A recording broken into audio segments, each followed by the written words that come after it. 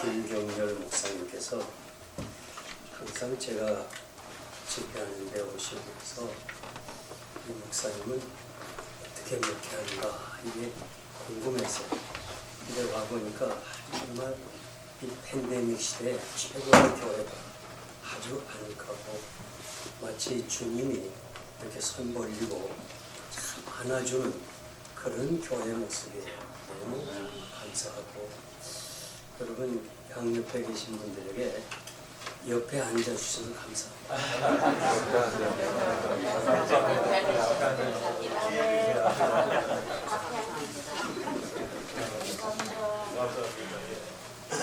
두 번째는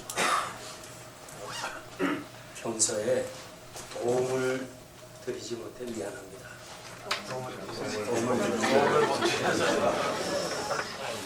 팬데믹 시대에 도와드려야 되는데 도움을 드리지 못해서 미안합니다. 마지막으로 주님의 사랑으로 사랑합니다.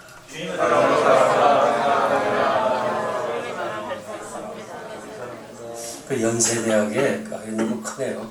연세대학의 그 김재욱 교수님이 임상 실험을 했어요. 환우들에게 6개월 동안 만나면 감사합니다, 미안합니다, 사랑합니다. 이 세 마디를 계속 시켰더니 환우들이 60%가 회복이 됐다. 우리 목회자들이 이 말이 좀 필요해요. 성도들이 참 어렵으리 이렇게 정성모아 뭐 적은 것이라도 이렇게 대접하려면 감사합니다. 제 친구가 한국에 가서 목회를 하는데 그냥 감사합니다 요 말 한마디 하는 것이 은혜가 되더래요. 한국 교회 목사님들은 그냥 당연한 걸로 또 웬만한 건 뭐 쳐다보지도 않고. 근데 여기 이민 목회를 하다가 한국에 가니까 너무 고마운 거예요. 감사합니다 하니까 은혜를 받다는 거예요. 그리고 우리 미안합니다 이 말을 좀 자주 해야 돼요. 그냥 당해나 재직해서 우리가 강단을 내려가면 똑같아요. 다 하나님의 자녀인데 미안합니다 한마디만 하면 다 해결되는데 그 목사님들이 미안하다는 말을 못 해가지고 결국 당해가 재직해가 본의 아니게 참 어렵고 힘든 때가 너무 많아요. 그리고 사랑합니다. 목사가 한마디 사랑한다 할 때 성도들의 마음이 참 넓어지고 푸근해지는 거예요. 그래서 감사합니다, 미안합니다, 사랑합니다. 이 세 가지가 여러분 그냥 마음속에서부터 입술에서부터 이렇게 계속 반복되면 여러분도 건강하고 또 듣는 이도 아주 행복해요. 이런 축복이 여러분에 있기를 바랍니다. 기도합니다. 하나님 아버지 감사합니다. 이 어려운 시대에 영성 회복 그리고 나라를 위한 기도회로 모인 비록 이 작은 모임이지만은 성령 역사로 인하여 여기서 우리가 참으로 큰 은혜를 받고 지교회로 또 사는 삶의 현장으로 가서 교회와 그리고 나라를 회복하는 구원의 역사가 있게 하여 주시옵소서. 귀하신 목사님이 이 귀한 사역을 놓고 기도하며 준비한 오늘의 이 모임을 축복하소서. 올 때는 어떠한 모양으로 왔든지 돌아갈 때는 기쁨이 충만케 하여 주시옵소서. 예수님의 이름으로 감사하며 기도하옵나이다. 아멘. 지난 2년간 꼭 2년이 됐군요. 팬데믹 시대에 한국 교회가 교인이 30%가 줄고 6만 5천 교회 중에 만 교회가 정부와 정부의 간섭과 자체 존립하기 어려워서 문 닫았다고 이렇게 자유시민연대 김진호 목사님이 회장으로 계시는 거기서 발표를 했습니다. 이민교회가 650개 정도가 문을 닫았다. 650개 플러스 50개, 700개 정도가 이건 역시 KCM USA 재미 한국 기독교 선교재단 이사장으로 있는 박기분 목사님인데, 거기서 이렇게 이민교회가 통계에 의하면 650개가 문을 닫았답니다. 이제 우리가 분명한 사명은 교회가 회복돼야 되고 또 성도들이 회복돼야 되고, 그러기 위해서는 먼저 지도자인 우리들이, 목사님들이 회복이 돼야 되는데, 이 회복을 위해서 중요한 것은 영성이 회복이 돼야 돼요. 그래서 오늘 이렇게 타이틀로 영성 회복이라 이런 타이틀을 정해서 제가 묵상하면서 여러분들에게 영성 회복에 대해서 말씀드리고 싶은데, 영성은 그리스도의 영이 내 속에 충만해서 살아 역사하는 것이고, 나는 죽고 내 안에 그리스도의 영이 나를 지배함으로 나의 삶을 통해서 말과 행동에서 그리스도의 인격이 나타나는 것이 영성이라고 저는 그렇게 생각합니다. 영성이 회복되기 위해서는 제일 중요한 것이 성령 충만입니다. 여러분들이 이미 성령 다 받았어요. 성령을 받지 아니하고는 우리가 주를 고백할 수가 없고 사역할 수가 없어요. 그런데 중요한 것은 성령 충만이에요. 그래서 저는 성령 충만을 제 나름대로 비유로 말씀드린다면 이 손수건을 물속에 잠궈요. 잠궜다가 이렇게 열면 이게 막 떨어져요, 물방울이. 난 떨어지는 이것이 성령 충만이라고 생각해요. 그런데 이게 시간이 가고 세월이 가면 이게 다 물이 떨어지고 그다음에 말라요. 아무것도 나타나는 것이 없어요. 그러면 다시 또 물에 잠겨야지. 여러분들이 신학교 입학할 때 성령 충만했어요. 안수 받을 때 성령 충만했어요. 그리고 또 여러 가지 참 하나님께 헌신할 때 성령 충만해요. 성령 충만한 사람들 보면요, 말과 행동이 달라요.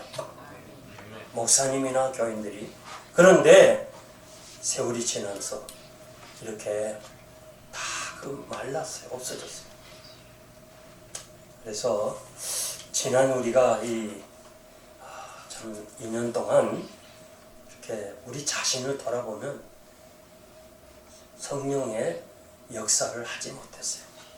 그래서 교회적으로도 그렇고 우리 자신도 그래요. 사도 베드로, 그분이 여러분들이 아는 대로 적은 계집아 앞에서도 3번이나 주님을 모른다고 부인했어요. 그런데 그가 담대하게요, 사도행전 4장에 보니까 이 병자가 어떻게 누구 때문에 났냐 이런 궁금해하는 사람들에게 백성의 관원과 장로들아, 이 병자가 나은 것은 당신들이 십자가에 못 박아 죽인 예수 그리스도의 능력으로 병자가 났다. 이게 대낮에 대단한 일이에요. 이건. 어떻게 똑같은 사람이 그 계집아의 앞에서도 무서워서 벌벌 떨고 주님 모른다 한 사람이 그 관원과 장로들, 공회원들 앞에서 이렇게 담대하게 증거할 수 있는 그 힘이 어디 있냐고요. 바로 사도행전 4장 8절 보니까 성령 충만했어요. 똑같은 사람이지만은 성령 충만할 때 이렇게 역사가 일어나는 거예요. 그래서 공회원들은 이상히 여겼다 그랬습니다. 중요한 거는 목사님들이 성령 충만해요. 제가 신혼여행을 저 부산으로 해서, 대구로 해서 부산으로 갔습니다. 갔는데 여러분들도 다 경험했지만은 신혼여행 때는 시간이 많아요. 그래서 부둣가에 가서 이렇게 보니까 배가 2척이 정박되어 있는데 이상하게 그냥 밧줄에 말이야 전기 담화가 쫙 있어요. 그 배 둘레를 전부 전기 담화인데 우리가 아는 담화 같은 게 아니라 길쭉해요. 밧줄과 함께 계속 이 긴 줄이 그냥 쫙 있단 말이에요. 2배가. 그래서 제가 제안해보고 당신 이거 무슨 배냐? 잘도 모르겠대. 그래서 내가 가면 나도 모르겠어요. 그래서 우리 한번 알아보자. 그래가지고 1시간을 부둣가에 있었어요. 참 그때가 너무 좋은 거예요. 그 1시간 부둣가에 있더니 어부가 나와요. 그래서 아저씨 이건 무슨 배입니까? 이렇게 물어보니까 오징어 잡이 배래요.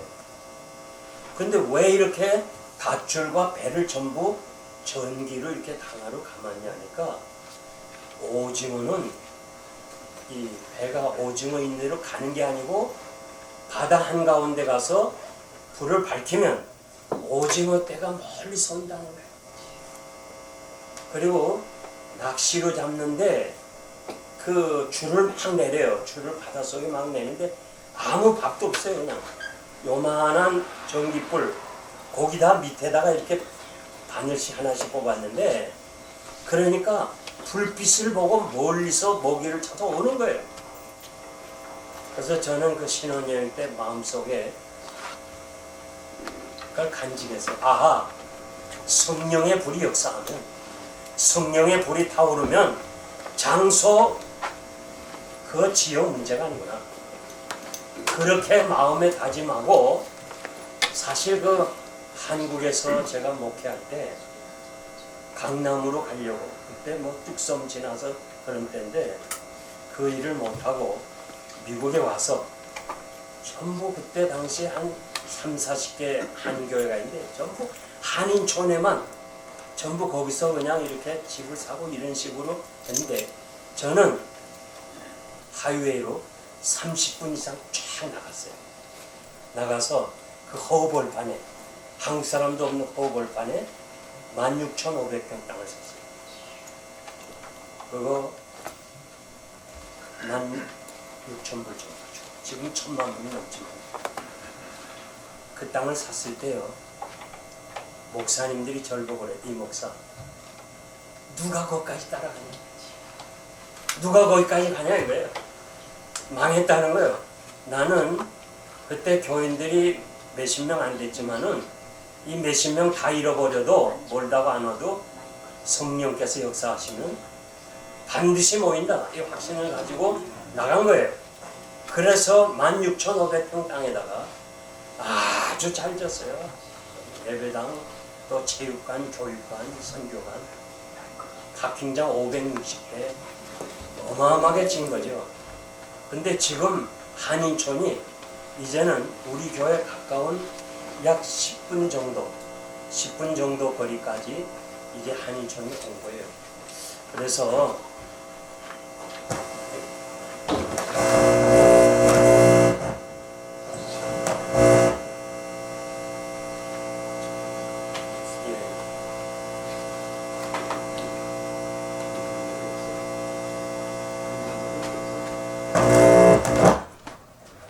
고맙습니다.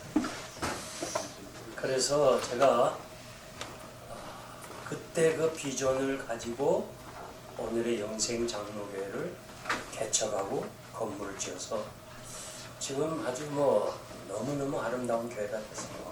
제가 여러분들에게 말씀드리고 싶은 것은 성령 충만할 때, 성령의 불이 타오를 때 거기에는 문제가 없어요. 그러니까 중요한 것은 성령 충만을 받아야 된다는 거, 그걸 꼭 말씀드리고 싶습니다. 성령 충만의 비결이 뭐냐? 기도입니다. 오순절 마가 다락방의 기도, 성령 충만에서 모였어요. 여러분들이 기도의 중요성 다 알고 있어요. 다 알면서도 행하지 않는 것이, 오늘 우리 기도하신 전 성결교 대학장 기도하신 말씀은 정말 우리들의 회개할 제목이에요. 알면서도 하지 않는 거예요. 지난 우리가 2년 동안 팬데믹이라는 이것 때문에 좋은 핑계죠. 새벽재단 문 닫았죠. 또 신방 안 했죠. 그 성도들이 어려울 때 팬데믹 때 저는 신방 안 하는 거예요. 얼마나 힘들어요. 셋 디스턴스를 두고 거리를 두고 가라. 제 말 듣고 한 목사님들은 교회가 지금 막 다 성장했어요. 작은 교회 가서 제가 했어요. 이때가 당신들이 기회다 부흥되네. 어렵고 힘든 성도들 찾아라. 집에 들어가지 말고 문 밖에서 그래도 조그만 거 뭐 하나라도 선물 가지고 가서 기도해주고 돌아오라. 반드시 결과가 아름다울 것이다. 우리는 팬데믹이라기 때문에 수요 문 닫았죠. 새벽기도 문 닫았죠. 중요한 건요, 우리 목사님들이 계속 기도를 해야 돼요. 요즘 제가 부흥회를 다녀보면 목사님부터 먼저 기도를 안 해요. 자꾸 그냥 뭐 아침 먹는 게 그게 중요해. 그냥 자꾸 가자 나가자. 목사님이 기도 안 하면요 성도들 안 해요. 목사가 기도자를 지켜야 돼요. 제일 늦게까지 기도해야 돼요. 제가 개척하고 35년 동안 기도 시간 1시간 30분을 지켰어요. 거기 다 교인들을 이름 불러가면서 기도하면요 시간 언제 간지 몰라요. 기도해야 돼요. 그래서 여러분들이 기도에 대해서 잘 알기 때문에 무슨 이론적인 말씀은 난 안 드리지만 그래도 제가 선배로서 말씀드리고 싶은 기도의 주의사항이 있는데 기도의 대상은 하나님이지 사람의 귀가 아니에요. 우리는 사람을 의식하고 기도할 때가 너무 많아요. 그러니까 중언부언하는 거예요. 자꾸 형용사를 쓰려고 하는 거예요. 그리고 기도할 때 중요한 건 문 닫고 기도해야 돼요. 신학생의 아내가 남편이 죽었을 때 엘리사를 찾아가죠. 그래서 그릇을 빌려라 그러죠. 그리고 문 닫고 기름을 부으라고 했어요. 문 닫아야 돼요. 엘리사가 귀한 여인의 아들이 죽었죠. 그를 고통 때 그 죽은 아이를 데리고 다 나가라고 문 닫고 기도했어요. 베드로가 다비다를 살릴 때 사람들이 막 모여요. 이 사람이 막 우리를 위해서 막 좋은 일 많이 하고 이거 옷도 만들어주고 다 그랬습니다. 좀 살려주세요. 그럴 때 웬만한 사람들이 같이 통성기도하자, 같이 모여 기도하자 그럴 때는 다 나가라. 문 닫고. 히스기야가 죽을 병에 걸렸을 때 벽을 향하여 문 닫은 거예요. 히스기야가 무슨 의사가 없겠어요? 약이 없겠어요? 문 닫았어. 다 나가라. 벽을 향해서. 똑같은 참 아하스 역대하 16장 10절 보니까 아사왕은 하나님 의지하지 아니하고 의사를 의지하고 죽었다라고 했어요. 우리가 꼭 기억할 필요가 있어요. 문 닫고 기도하는 거. 제가 80년에 미국 왔는데요. 그때는 공중전화 박스들이 여러 군데 있었어요. 날이 어두워서 전화를 하러 들어갔는데 분명히 전기 다만 있는데 스위치가 없어. 아무리 찾아봐도 없어요. 아이고. 수첩을 꺼내서 어두워서 문 열고 그걸 찾아보고 막 이러는데 지나가는 백인이 너 뭐하냐 그래. 나 사실 지금 전등은 있는데 스위치가 없다. 전화번호를 찬다니까 문 닫으라는 거예요. 그 공중전화 박스를 문 닫으니까 불이 들어오는 거예요. 문은 닫아야 돼요. 여기 문 닫는다는 거는 완전히 하나님께 기도하는 이상은 하나님께 맡겨야 돼요. 오늘 참 제가 감동적이었는데 우리는 알면서 행하면서도 믿지 않아요. 여러분들이 기도 딱 하면 하나님께서 다 들으시고 그 타임 때는 하나님의 때에 응답하는 거예요. 우리 때에 응답하는 것이 아니고 하나님의 때에 응답하기 때문에 우리는 일단 기도하고 나서 부르짖는 기도가 뭐예요? 소리만 높이는 게 아니에요. 나는 이제 하나님밖에 할 수 없습니다. 하나님만이 해결자입니다. 이게 문 닫고 기도하는 거예요. 제가 목회하면서 야 이거는 의사도 못 고친다. 이제는 여러분 이거 아세요? 의사가 현대의학이 규명한 것보다 규명하지 못한 것 그게 더 많아요. 더 병이 많은 거예요. 이제 의사가 못한다. 약이 안 듣는다 할 때는 기도해야죠. 기도하면 문 닫아야죠. 이제 하나님이 살려주시면 살고 아니면 하나님 앞에 가겠습니다. 여기에 하나님의 역사가 있는 거예요. 그래서 여러분들이 우리가 기도를 하면요. 그때는 하나님의 시간대. 그러니까 요나는 3일 만에 응답하시고 요셉은 13년, 모세는 40년. 제가 목회하면서 보니 어떤 기도는 그분이 죽은 다음에, 하여튼 반드시 우리가 믿는 것은 하나님의 때에 응답한다는 사실. 저는 중학교 1학년 때 우리 시대는 참 가난했기 때문에 결국 대학을 맞았습니다. 등록금을 벌면서. 그 다음에 고학을 했습니다. 야간, 여러분 아시죠? 야간에 공부하고 낮에는 그 당시 뭐 일할 게 별거 없었지만 잠일도 하고 그러면서 공부를 했습니다. 그러면서 제가 12살 때 소원하고 나는 미국 유학을 간다. 계속 기도했어요. 뭐 수학여행 돈이 없으니까 못 갔죠. 중고등 때. 대학이라고 전부 기도해요. 가서 기도한 결과 하나님께서 저를 미국에 보내시고 이 총식 나온 사람 치고요. 이 웨스트민스터 학위 받고 그 다음에 목회한 사람은 별거 없어요. 둘 중에 하나를 해야 돼요. 공부하든지 아니면 목회하든지. 두 개 다 잡은. 웨스트민스터 신학교에서요. 한인 출신 중에 제가 목회에 제일 성공했다고 저에 대한 논문을 쓰게 해서 최초로 제 논문이 지금 제 부목사가 저와 함께 9년 있다가 저에 대한 그 논문을 써가지고 학위를 받았어요. 제가 이 말씀 드린 거는 기도는 반드시 응답이 된다. 그렇기 때문에 우리가 할 일은 해야 돼요. 감기 왔으면 병원에 가서 약 사 먹고 그래야 돼요. 감기까지 다 기도해서 나으려면 의사는 어떻게 살아요? 약사는 어떻게 살아요? 우리가 할 일은 해야 돼요. 그러나 우리가 할 수 없을 때 기도하는 거예요. 그때는 문 닫고 기도해요. 거기에 역사가 일어날 줄 믿습니다. 한나가 기도했죠. 그리고 엘리가 야 가서 내 기도 하나님 다 들었으니까 가라 할 때 그 한나가 뭐예요? 사무엘상 1장 18절인데 가서 먹고 다시는 얼굴에 수색이 없더라. 기도한 이상 너 하나님 기도 다 들었어. 그러니까 때가 되면 하나님이 응답할 테니까 확신을 가지고 그는 다시는 거기에 대해서 고민하지 않았어요. 성령 충만의 비결은 기도입니다. 지금은 기도할 때입니다. 두 번째 성령 충만의 비결은 하나님의 말씀입니다. 성경의 저자는 성령이세요. 말씀이 흥황하면 성령도 강하게 역사해요. 목회자는요, 하나님의 말씀을 사모해야 돼요. 말씀을 즐거워해야 돼요. 말씀과 더불어 성령의 역사하기 때문에 말씀, 성령의 역사는 함께 가는 거예요.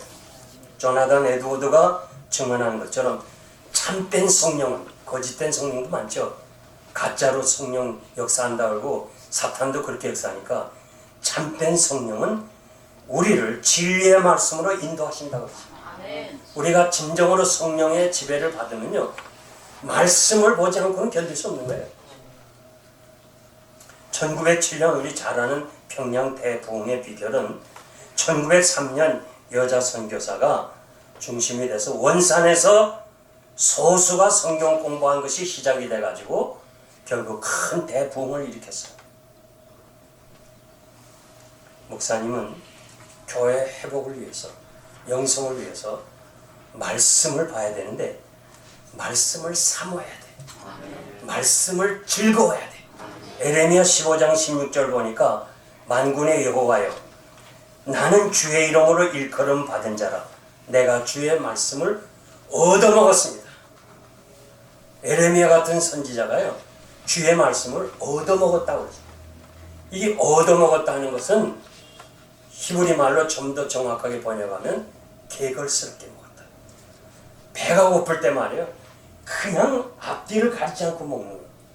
아마 여러분 세대는 이런 걸 못 느꼈을 거예요. 그러나 우리 세대는 배고픈 걸 알아요. 제가 피난을 대구로 갔는데요. 달성공원에서 공부했어요. 임시로 천막을 치고. 그 달성공원에서 미군이 캠프를 쳤어요. 지금과 같이 그들은 점심을 밖에서 우리 공원에 가면 벤치, 테이블이 있는 것처럼 거기서 먹었어요. 우리들은요 철조망에 매달렸어요. 헬로 하면서 달라고. 대구가 집 있는 아이들은 그래도 점심을 사왔지만 피난민들은 점심을 싸울 수가 없어요. 그래서 거기서 막 헬로 올 때 그 시절에 국민학교 시절에 국민학생 중에 이렇게 오늘 지트처럼 어른들이 또 있었어요. 얼마나 커요. 쫙 들어가죠. 나는 국민학교 1학년이니까 손이 요만큼 갔어. 헬로.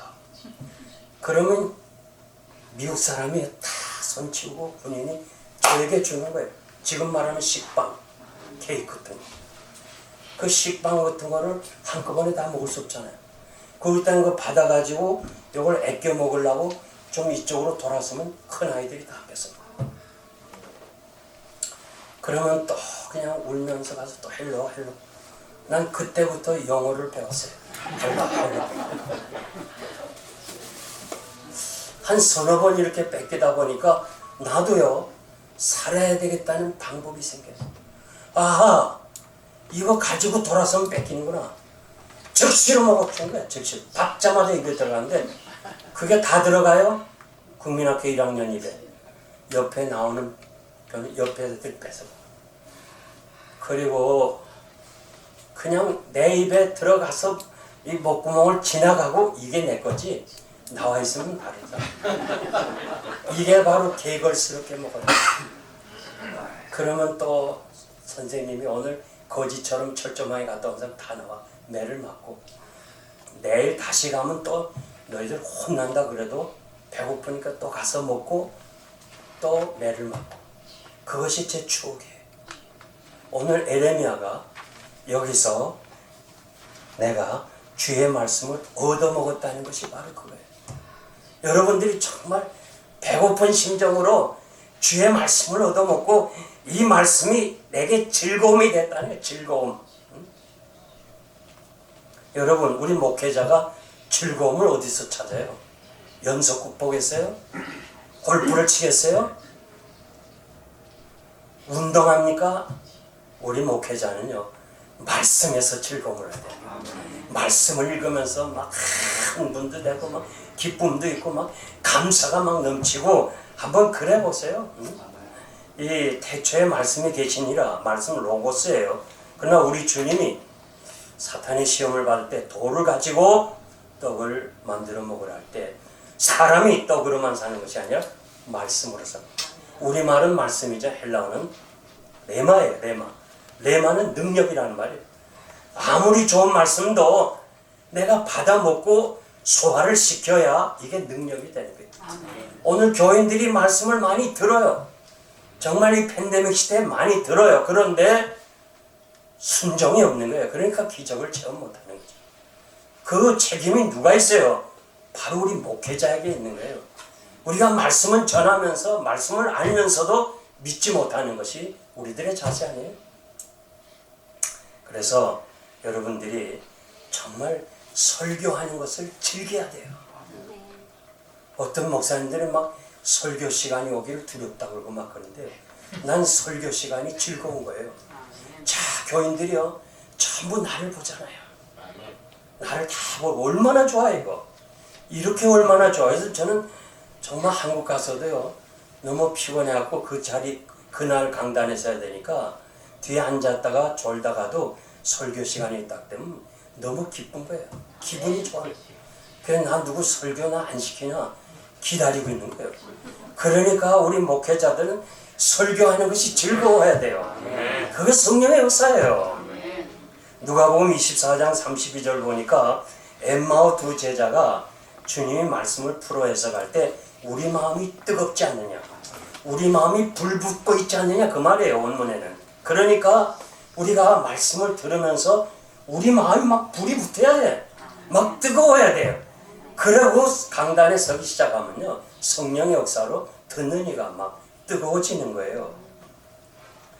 성도들은 하나님의 말씀을 듣기를 원한다고 그랬어요. 사도행전 10장 33절이고 성도들은 하나님의 말씀을 듣고자 모였다고 그랬어요. 사도행전 13장 44절. 그러니까 마지막 때 사람들이요, 이 귀가 가려워서 허탄한 얘기 좋아해. 그러니까 그냥 허탄한 이야기를 목사님들이 하는 거예요. 강단에서.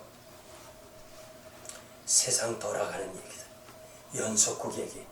예화를 그런 데서 찾지 말아요. 그러면 교인들이요, 전부 목사는 연속국만 보는 줄 알아요. 난 사실 요즘 은퇴하고 시간이 많아서 연속국 봅니다. 그러나 사역할 때는요, 안 봤어요. 시간이 없으니까. 그래서 여러분들이 정말 이 하나님의 말씀, 이 말씀에 사로잡혀서 정말 교인들이요, 세상에서 듣지 못하는 얘기를 해야 돼. 강단에서. 세상 얘기하면 우리보다 더 잘하는데 뭘 얘기해요.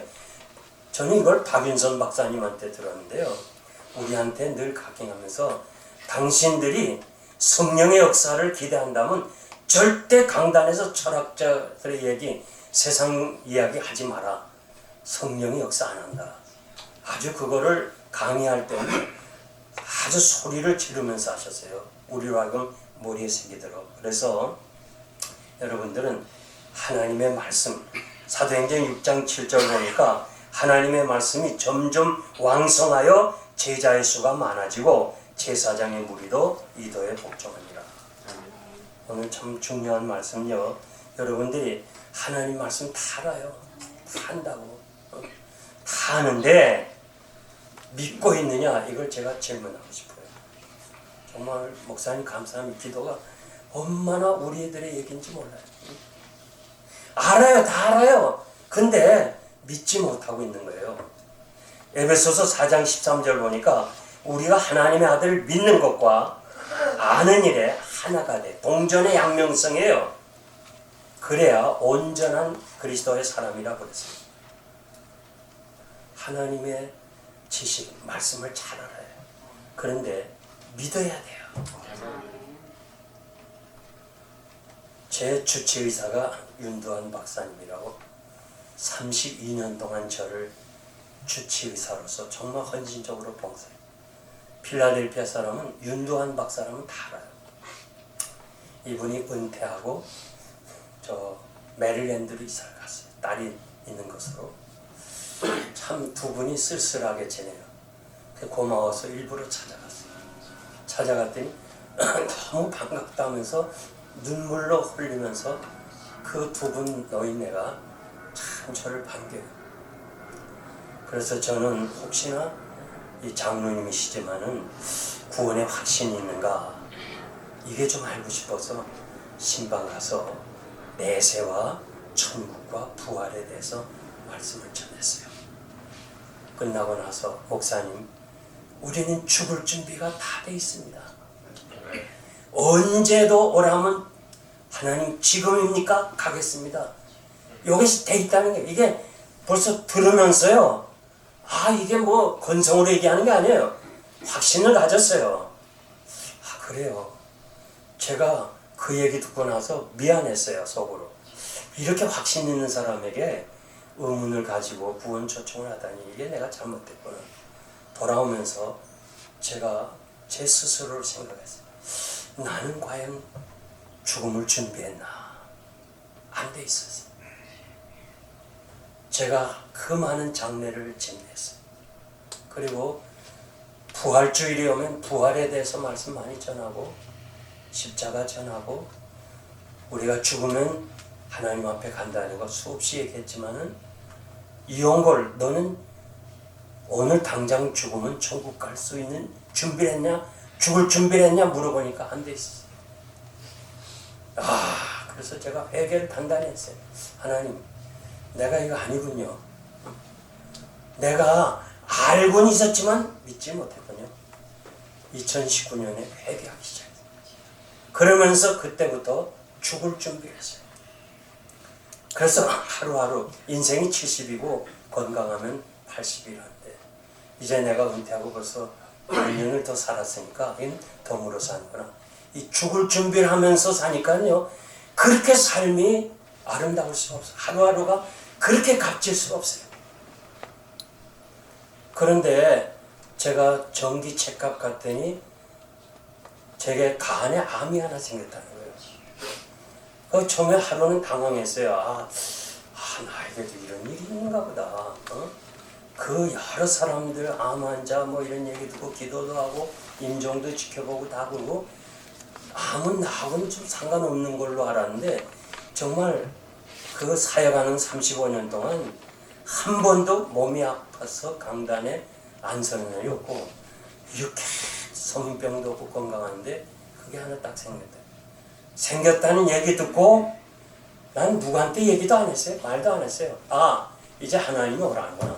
가야 되겠다. 레디 하고서 그냥 주치의가 레퍼를 써서 간 전문의를 보냈는데 그분 만나지도 못하고 거기에 외과 의사 하나 왔는데 만나겠냐고 만났대. 자기가 볼 때 90%는 암인데 조직 검사하고 해도 되는데 수술하는 방법도 있다. 그래 해달라. 이 의사가 놀라는 거예요. 이 처음 본 사람이 몇 마디 하고서 해달라 그러니까 이 사람이 놀라고 자기를 믿으니까. 그래서 좀 뭐 비서한테 뭐 5월 6월 그렇게 돼 스케줄. 아니요 제발 지금 당장 해달라. 그래서 그게 이상하다 하고 나서 그냥 열흘 안에 수술했거든요. 그리고 3월 5일 퇴원 딱 하니까 팬데믹 때문에 코로나가 번져서 더 이상 수술 못해요. 그래서 그냥 잘라냈어요. 그리고 뭐 항암 치료나 뭐 이런 방사선 너에겐 해당이 안 된다는 거예요. 그냥 잘라내고 말았어요. 그러면서 저는요 더 제 자신이 성화에 올랐어요. 제가 30대 31살에 위임 목사가 됐지만은 30대, 40대, 50대, 60대, 70대를 지나면서 내 신앙이 성장하는 것을 봤어요.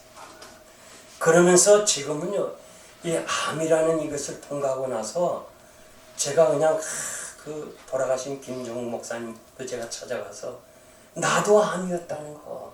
그러니까 아주 동질성이 되는 거예요. 그래서 찾아가서 위로해주고 말씀 전하고 그런데요. 진짜 저는요 이 하루하루가 너무 행복한 거예요. 너무 행복. 목회하느라고 제 아내하고 이렇게 잘 지내지도 못했어요. 지금 같이 쇼핑도 다니고 같이 뭐 다니니까 이게 너무 즐거운 거예요. 그래서 난 자꾸 은퇴를 빨리 하라고 그래. 다른 사람 은퇴 빨리 좋다고 너무 좋은 거예요. 한 달은요 제가 수요일 토요일을 내가 이렇게 지내도 돼? 잘 이상하더라고. 한 달이 지나니까요 너무 좋은 거예요. 그래서 제 자신이 이렇게 그런 과정을 통해서 가정에도 더 참 친밀해지고 여기 제 아내가 안 와서 얘기 전하지 마세요. 그런데 하여간 그 나이가 드니까 좀 말이 많아졌어요. 또 같이 많이 지나니까 그래도 기분 나쁜 게 없어. 주님이 주님께 하더라라고 그랬으니 주님이 제 아내를 통해 사는구나. 그래서 무조건 그냥 순종했죠. 제가. 그러니까 행복한 거예요. 그래서 저는요 난 여러분들에게 이 죽을 준비를 하라. 난 지금 아무 소원이 없어요. 난 아무 소원이 없어요. 내가 마지막 한 가지 소원은 황금천 목사님이라고 우리 대선배가 강단에서 설교하고 딱 의자에 앉고서 세상 떠났어요. 난 그게 제일 부러운 거예요. 이 마지막을 정말 어떻게 하면 하나님께 영광을 돌릴까 이거밖에 생각 안 해요. 그러니까 여러분 정말 제 자신이 우리 자신이 말이에요. 죽을 준비를 하지 않으면은 제가 여기서 말하면 누구나 다 아는 세계적인 사람이지만은 이분이 마지막 주치의사가 집사님인데 의사가 알잖아. 이제 끝나는 마지막까지 살려달라 하다가 죽었기 때문에 그 주치의사가 실망한 거예요. 목사님 천국 있잖아요. 그래도 그냥 계속 살려달라 하다가 세상을 떠난 거예요. 우리 그러면 안 돼요. 이 죽을 준비가 안 돼 있으면은 우리도 마지막에 하나님 영광 가요. 제가 라스베가스에 가서 목사님이에요. 근데 90세 난 사람인데 이제는 의사가 못 고치겠다고 집에 보냈어요. 이젠 할 일 다 했다고. 자꾸 뭐 120살 사는데 딸 셋을 놓고 나 더 살고 싶다고 막 그래. 120살인데 말이에요. 그 딸들이 저한테 묻는 거예요. 아이고 목사님, 우리 아버지가 목사님인데 지금 우리가 아빠 이젠 천국 가셔야지, 우리도 천국서 만나, 이렇게 해도 야, 나 120살까지 살아야 돼. 120살에 성경 산다고 해서. 그러면서 이 세 딸이 실망하는 거예요, 집사들이. 그래 내가 가서 그 목사님한테 제가 안수기도 하면서 이분이 정신이 들락날락해요. 목사님 왜 이러냐 이거야, 왜 이러냐고. 이제 이만큼 사셨으면 되는데 이 애들 앞에서 무슨 120세요. 지금이라도 하나님 부르면 가야지. 계속 그냥 기도해주고 막 그냥 2번이나 안수기도 해주고 그랬더니 이분이 다시 제 정신 돌아가서 그래가지고 애들 앞에서 나 엄마가 가 있는 천국 갈 거다. 그러고 소천했어요. 그래서 세 자녀들이 위로를 받았지. 끝까지 살려달라고 죽었으면 세 자녀들이 다 예수 안 믿을 거예요.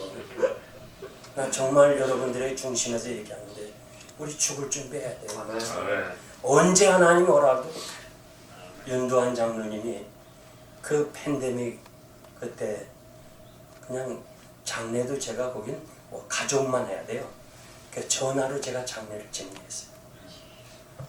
그 다음에 그 사모님 권사님이 전화가 왔어요. 목사님, 나 이제 하나님 앞에 갈 것 같은데 마지막 기도해 주세요. 근데 아주 막 뚜렷해요, 정신이. 그래서 이거 제가 마지막 기도를 해달라. 이게 좀 또 전화로 기도했어. 그리고 권사님 내가 곧 권사님 방문할 때니까 힘내세요. 그러고 끝났는데 제 기도 다음에 그 이튿날 천국 갔어요. 마지막 그렇게 준비가 딱 된 사람이요, 얼마나 깨끗하게 간지 몰라. 우린 다 한 번은 가야 될 사람이니까. 그래서 제가 이제 시간 관계상 이제 본문 말씀드리려는데요.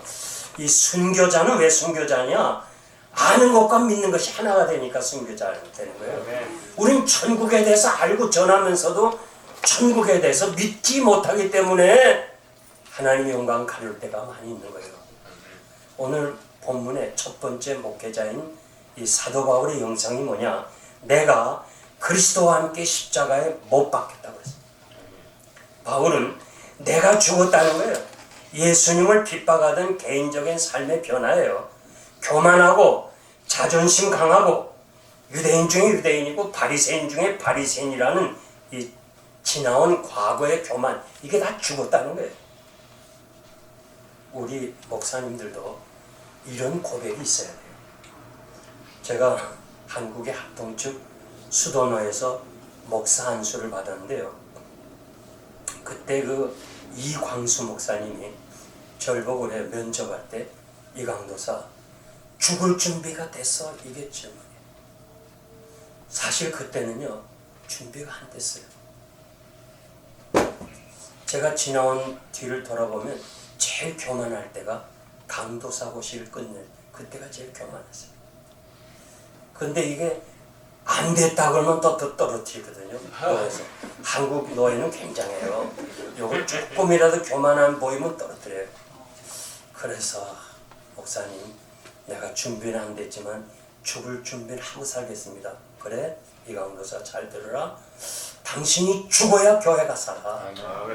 당신이 살아가면서 앞으로 목회하면서 문제 당해, 문제 장로, 문제 권사를 하지 마. 문제는 당신이야. 당신이 죽을 때 교회가 살고 당회가 살아. 꼭 기억하라.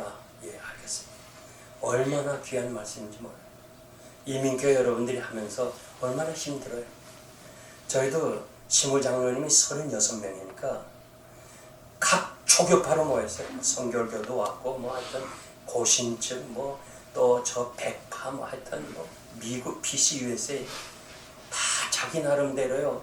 뭔가 처음 받은 그 신앙, 그런 사람들이 다 모였기 때문에 정말 힘들었지만은 내가 죽으니까 다 되는 거예요. 여기 우리 지금 장로님 알지만 장로님들 중에 한 사람이라도 제가 하는 일에 안 됩니다. 기도해 봅시다. 그런 사람 없었어요. 이 여러분들이 터널 뷰라는 거 아시고 계신 거예요.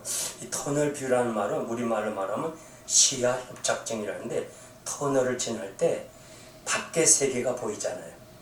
그것만 자기가 알아요. 그게 나오면 그 자연 세계를 안 보고 그것만 알아. 이민교회 지도자들, 장로님들, 이 권사님 이런 분들이 자기가 하는 신앙, 자기가 하는 하나님, 자기 경험, 이것이 제일이야. 그러니까 이것만 따지는 거예요. 그래가지고 참 어려움이 많아요. 그렇지만은 내 자신이 죽을 때 그냥 그게 다 해결되는 거예요. 자, 두 번째, 내가 첫째는 죽어야 되고, 그 다음에 두 번째, 이제는 내가 산 것이 아니고 내 안에 그리스도가 살았다. 내가 죽고 내 안에 그리스도가 사는 게 중생이에요. 빌립보서 1장 8절 보니까 사도 바울은 내가 그리스도의 심장으로 너희를 사랑한다. 내가 너희를 사랑한다가 아니라 그리스도의 심장을 가지고 너희를 사랑한다. 그리스도의 사랑으로 사랑하는 것이 바로 그리스도의 심장을 가졌다고 그랬습니다. 조지아주에 사는 소니 그레엄이라는 사람이 이렇게 1996년에 33살에 자살한 테리 코틀이라는 사람, 권총을 머리에 대고 자살한 사람이 있어요. 이 자살한 사람이 심장을 이식받았어요. 원래 기증자와 수혜자가 몰라야 돼요. 그런데 이 소니 그레엄이 서로 알아서 편지 연락하다가 결국 미망인 세릴라와 결혼했어요. 그러니까 이게 굉장한 화제거리가 되니까 뉴스에서 몇 번 나왔어요. 그런데 행복하냐니까 행복하다는 거예요. 왜? 세릴라도 자기 남편의 심장을 가졌으니까. 그런데 이상하게도 4년이 지난 후에 아무런 이유도 없이 그 권총으로 자살한 테리 코틀의 심장을 받은 사람이 죽어도 똑같이 죽었어. 권총을 가지고. 그래서 이게 이상하다 해서 과학자, 철학자, 심리학자, 의사 이런 사람들이 모여서 장기 이식을 받은 사람 160명 정도를 모아서 연구해 본 결과 뭐에 도달하는 거 아니? 그 장기를 받은 사람이 기증자와 성격과 습관이 비슷하다는 결론을 얻었습니다. 이게 무슨 말인 거 아니? 사도 바울은 예수 그리스도의 심장을 이식받았으니까 예수 그리스도의 사랑을 가지고 그렇게 살았다는 거예요.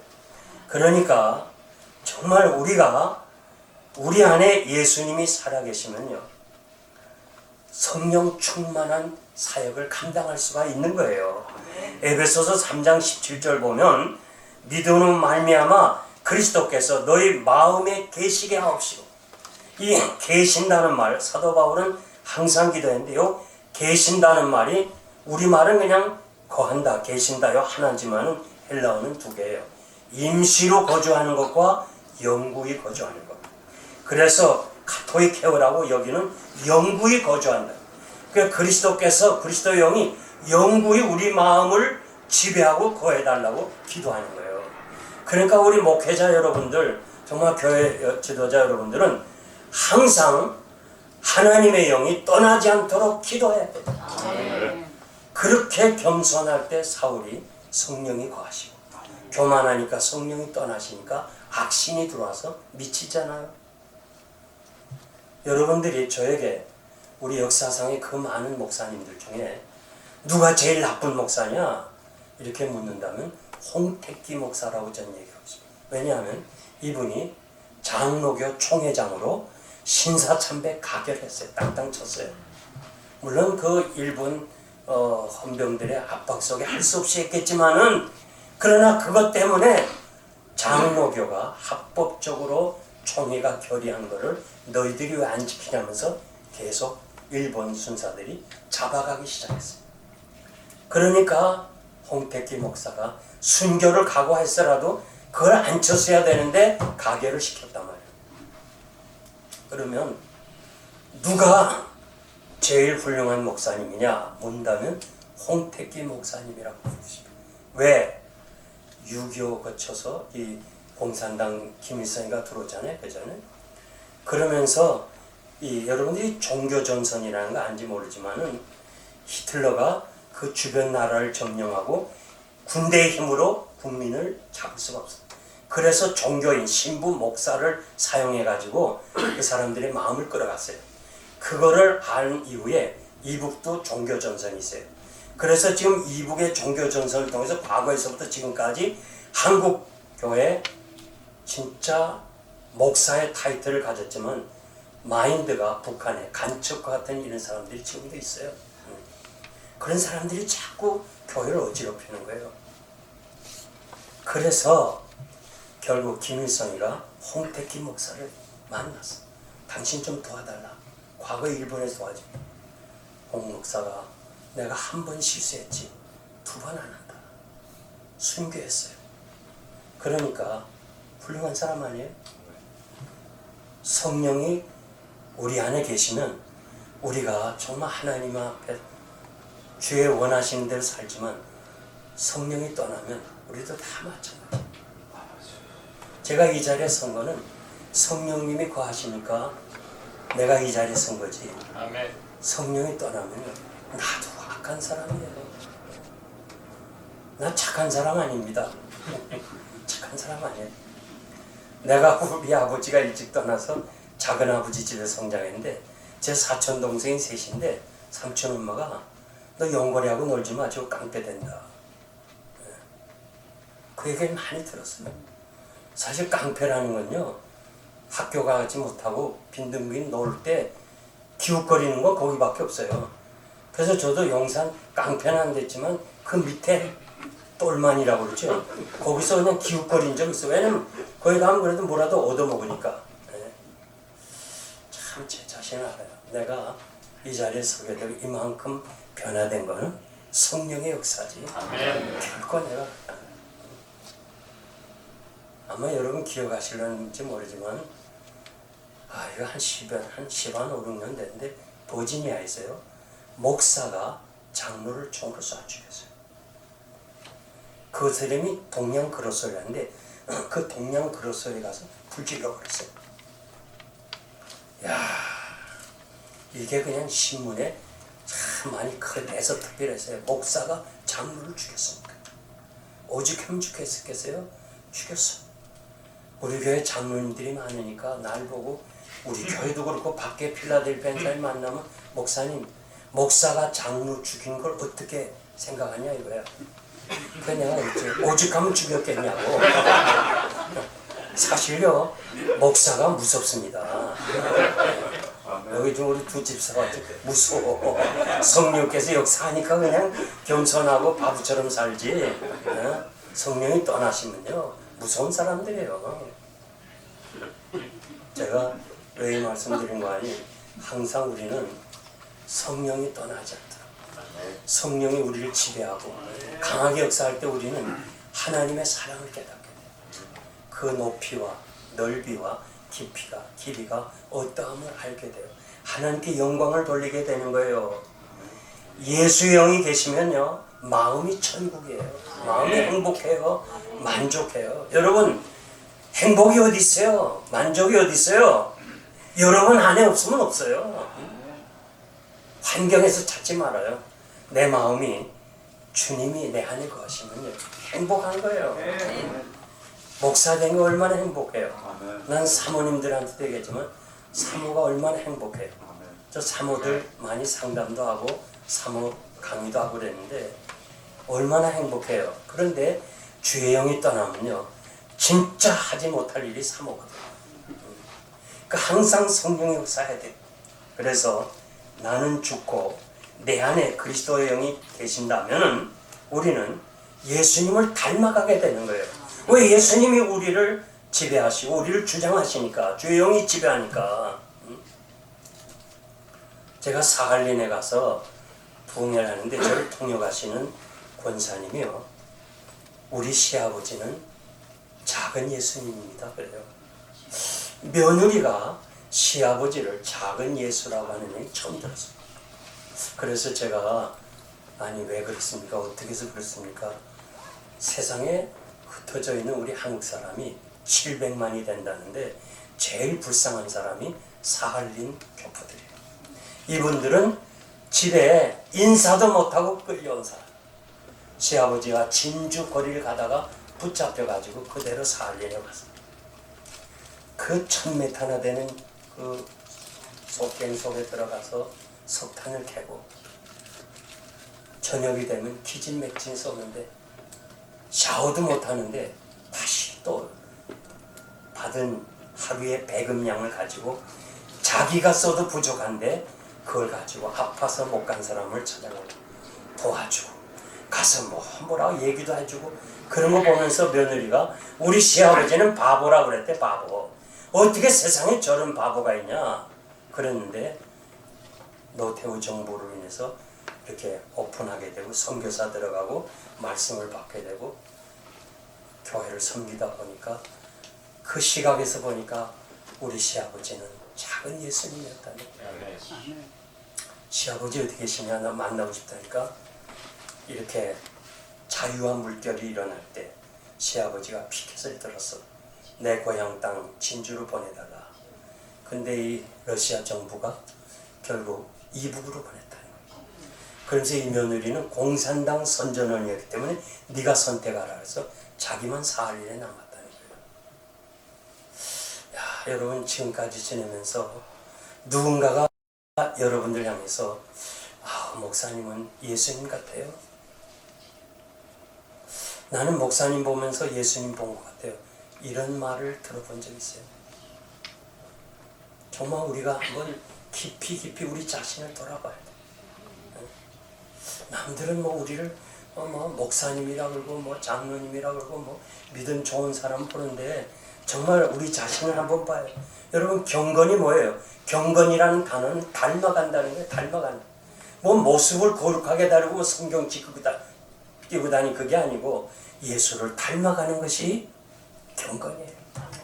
조금이라도 여러분 우리 삶을 통해서 예수를 닮아가시길 바랍니다. 이제 내가 육체 가운데 사는 것은 나를 사랑하사 나를 위하여 자기 자신을 버리신 하나님의 아들을 믿는 믿음 안에서 살겠다. 자기 자신을 버렸다. 이 말은요, 버린다는 말은 곁에 그리고 주다 그런 말이에요. 그게 합성어인데 예수님이 자기 자신을 버린 것은 죄악으로 이 죽어야 마땅할 우리들을 다시 하나님 곁으로 보내줬다. 그 뜻이에요. 주님이 버리신 것은 이 죄인을 하나님의 곁으로 다시 보내줬다는 것. 얼마나 감사한 거예요. 여러분들이 이 사실을 믿는다면요, 우리도 주님을 위해서 살아가야 되죠. 그래서 우리가 신구약 성경 66권을 시간이 없으니까 한 권으로 요약하려면 로마서예요. 로마서. 그것도 시간이 없어서 잘 모른다면 한 절 로마서 1장 17절 오직 의인은 믿음으로 살리라. 로마서는 1장 11절까지는 어떻게 예수를 믿어야 되나, 어떻게 구원을 받느냐, 12장부터 16장까지는 구원받은 사람이 어떻게 살아야 되나 그거거든요. 1장 17절 오직 의인은 믿음으로 살리라. 여러분 우리는요 믿음으로 보고 믿음으로 행하고 믿음으로 살기를 바랍니다. 우리가 정말 믿음으로 살기 위해서 하나님께서 샘플을 보여줬어요. 히브리서 11장 믿음으로 산 사람은 이렇게 살았다 하는 것을 보여주는데 그 사람들이 뭐냐, 요약하면 최선을 다한 사람이에요. 여러분 목회에 최선을 다해보세요. 왜 하나님이 여러분의 목회를 축복 안 하겠어요? 최선을 다해야 되는 거예요. 최선을. 제가 은퇴하면서요 강단에서 이런 말을 했어요. 나보다 설교 잘하는 사람이 올 수는 있다. 그러나 나보다 섬기는 사람은 기대하지 말라. 저는 최선을 다했어요. 정말 하나님 앞에서 신앙 양심 앞에 내 가정보다 졸업식 안 가고 신방 가는 목사님들 많지 않을 거예요. 최선을 다했어요. 여러분 주의 일은요, 특히 이민교회는요, 하려면 참 할 게 너무 많아. 안 하려면 할 게 하나도 없어. 하나도 없어. 누가 감독자가 있어요? 없어요. 여러분 하나님 앞에서 최선을 다하세요.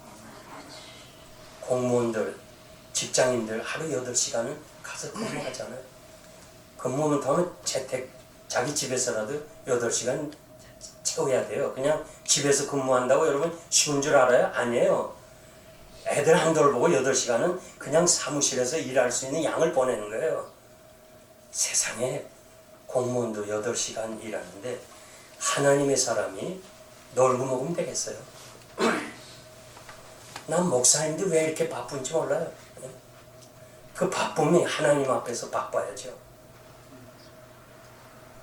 그래서 여러분들이 정말 하나님 앞에 최선을 다할 때, 그리고 믿음으로 산 사람의 두 번째 거는 말씀에 순종을 했어요. 저들은 다 말씀에 순종. 전적으로 믿음의 조상 아브라함, 천사의 방문을 받잖아요. 내년 이맘때 아이가 낳겠다. 그럴 때 그걸 그대로 받은 거예요. 그 말씀 그대로 받은 거예요. 사라는 웃었어요. 아이고, 내가 뭐 우리 나이에 뭐 영감이 저렇고 나도 이러고, 아이고, 그저 점심 대접하니까 듣기 좋게 하고 가는구나 웃었는데, 아브라함은요, 천사가 떠나자마자 사라에게 어깨를 쳐요. 사라, 우리 방으로 가자.